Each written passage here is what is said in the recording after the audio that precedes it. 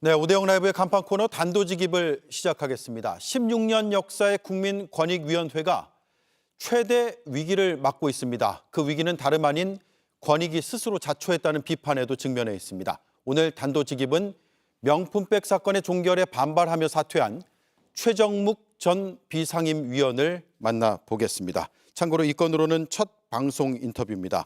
본인이 계속 고사를 했는데 저희 제작진의 오랜 설득 끝에 인터뷰를 하게 된 점을 미리 말씀을 드리겠습니다.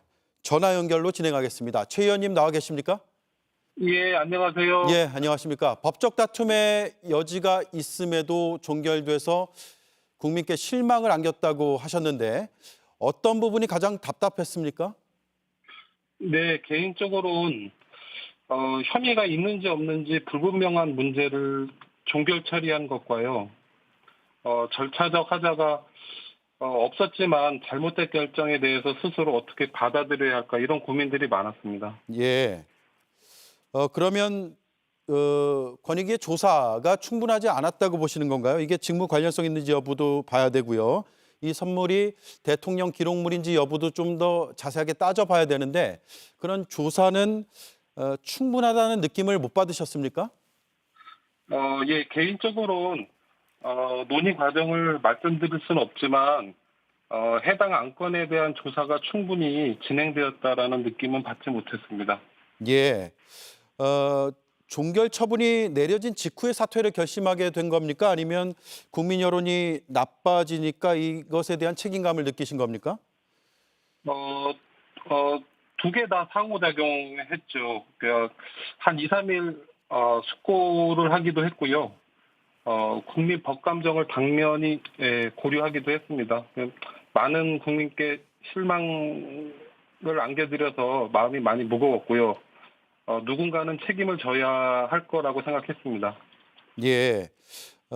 참여연대에서 이의 신청을 했습니다. 위원님 사퇴로 한 표가 더 부족해졌을 수도 있는데 오히려 두 표, 세 표가 더 발휘될 것이라고 믿는다는 말씀을 남기셨습니다.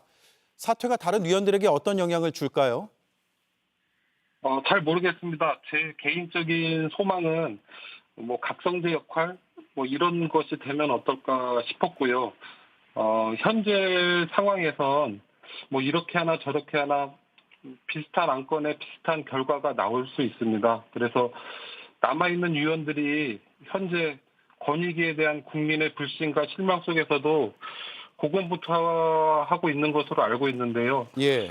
뭐 주제 넘지만 국민께 부탁을 이 시간을 빌어 드릴 수 있다면 예. 이들이 많이 지금 외로울 거고요. 이들이 좀 버려진 자처럼 되지 않고 열심히 남아서 무엇을 지키는 자가 될 수 있도록 관심과 지지를 좀 부탁드리고요.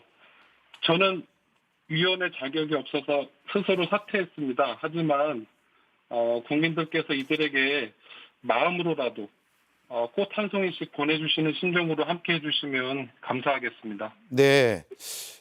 최정목 전 의원도 소수 의견의 필요성, 그러니까 의결서 이걸 기록으로 남겨야 된다는 필요성을 이야기를 하셨고요. 어제 실제로 회의에서도 이 얘기가 나왔습니다. 그래서 그 필요성 얘기 때문에 의결서 통과가 안 됐는데요.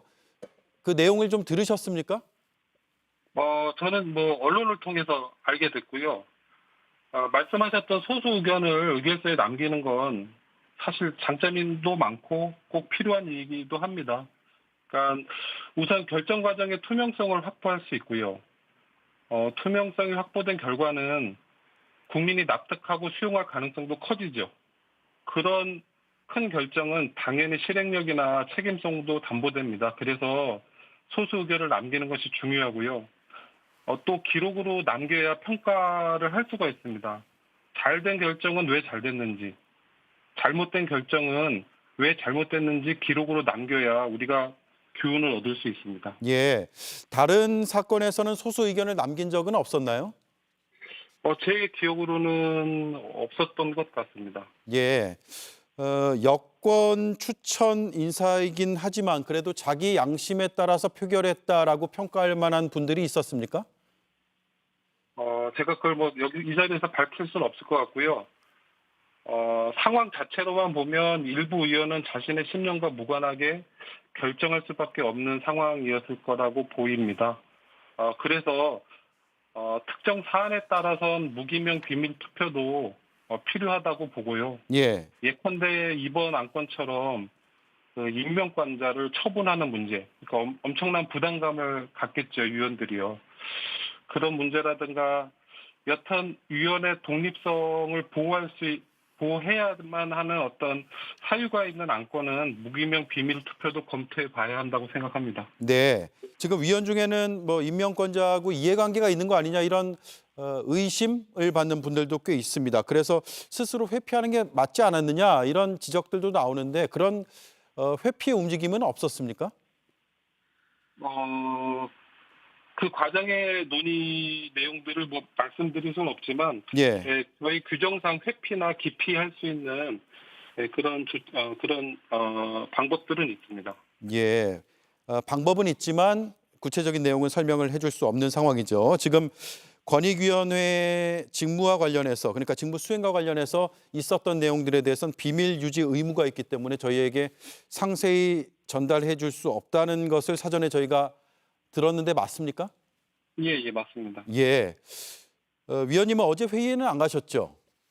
예, 어제 회의는 당연히 안 갔습니다. 지난주에 사의 표명을 한 다음에는 바로 사표 수리라 그럴까요? 이런 절차들이 다 진행이 끝났습니까?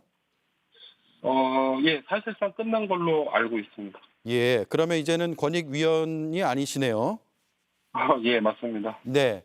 야권 추천을 받아서 된 위원이기 때문에 권익위원회의 전체 결정을 비판한다. 특히 이제 대통령과 관련된 내용이기 때문에 더 비판한다라는 생각들을 하시는 분들도 꽤 있는 것 같습니다. 예, 충분히 그러실 수 있는데요. 저는 민주당의 내천을 통해서 국회 본회의에 여야 의원들이 표결 처리를 해서 추천된 자입니다. 그러니까 대통령은 9명을 임명하거나 위촉하실 수 있고요. 대법원, 국회는 각 3명씩 추천합니다. 그러니까 다양한 곳에서 이렇게 위원들을 추천받는 이유가 있습니다. 그러니까 위원회 어떤 독립성과 중립성, 다양성을 어떤 보호하고 활동한 위원회 결정이 당연히 국민의 신뢰를 받을 가능성이 높기 때문입니다. 그러니까 예. 제가 어떤 추천받은 곳에서 어떤 그곳의 이익을 대변하기 위한 어떤 그런 자가 아닙니다. 예. 권익위원회 직원들이 자괴감에 빠졌다는 얘기들을 많이 합니다. 실제로 전현희 전 위원장도 저하고 인터뷰에서 그런 얘기를 했고요. 내부 분위기를 좀 전해 들으신 게 있습니까? 우리 전현희 위원장님이 뭐 알고 계시고 또 이렇게 들으시는 어떤 정보의 양하고 저하고 좀 차이가 있을 수 있고요. 저는 뭐 한 주 동안 특별히 듣거나 접한 사실은 없습니다. 그렇지만 그간의 어떤 모습이나 상황으로 유추해 보면 저는 의외로 평정심을 갖고 모든 조사관들이 자신의 맡은 바 역할을 열심히 하려고 권익위가 지금 어렵기 때문에 더 열심히 하려고 노력하고 있지 않을까 이렇게 상상을 해보고요. 예. 설령 자괴감이 들어도 조직 내부에서 이렇게 분출하는 것이 쉬운 문제는 아닐 겁니다. 그렇군요. 권익위 전체가 폄훼되지는 않길 바란다라는 말씀을 남기셨는데 국민들께 한 말씀 하신다면요? 예, 우선 권익위에는 약 300명의 조사관이 있습니다. 이들이 매년 수백만 건의 국민 고충을 처리하고 있고요. 정말 이들이 매일같이요. 거주지에서 쫓겨나는 힘없는 자들을 보호하고 있고요. 부당한 행정처분에 놓인 이들을 구제하고 있고요. 예.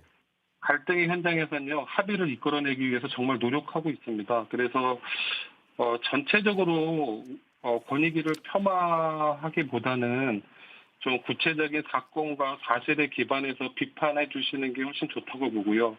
전체적으로는 관심과 지지를 처리하지 마시기를 부탁드리고 싶습니다. 뭐 제가 잘한 자가 아니라 이렇게 또 말씀드리는 것도 죄송합니다. 네, 알겠습니다. 어렵게 인터뷰에 응해 주신 점 다시 한번 감사드리고요. 고생 많으셨습니다. 인터뷰 죄송합니다. 여기까지 하겠습니다. 감사합니다. 네, 고맙습니다. 지금까지 최정묵 전 비상임위원이었습니다.